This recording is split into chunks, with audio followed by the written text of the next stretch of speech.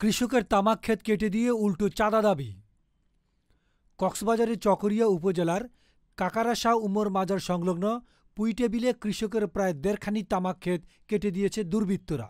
শুধু তাই নয়, উল্টো প্রতি কৃষকের কাছে ৫ থেকে ৬ হাজার টাকা চাঁদা দাবি করেছে বলে অভিযোগ করেছেন ক্ষতিগ্রস্ত কৃষকেরা।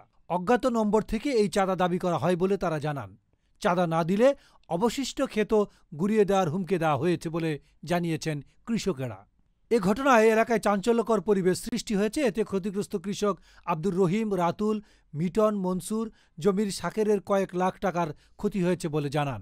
খবর পেয়ে চকরিয়া থানা পুলিশের একটি দল ঘটনাস্থল পরিদর্শন করেছেন। এ ঘটনায় শনিবারে চকরিয়া থানায় অভিযোগ দায়ের করেছেন ক্ষতিগ্রস্ত কৃষকেরা। আমি কাকারা ইউনিয়নের সর্বস্তরের কৃষকের পক্ষ থেকে তাদের এই ঘৃণিত এবং নিন্দনীয় কাজের তীব্র নিন্দা এবং প্রতিবাদ জানাচ্ছি। অবিলম্বে চকরিয়া উপজেলা প্রশাসন, থানা প্রশাসন এবং চকরিয়া কৃষি কর্মকর্তাদের দৃষ্টি আকর্ষণমূলক এই ঘৃণিত কাজের দৃষ্টান্তমূলক শাস্তির দাবি করছি। কক্সবাজারের চকরিয়া থেকে HM রুহুল কাদের, গণমানুষের আওয়াজ।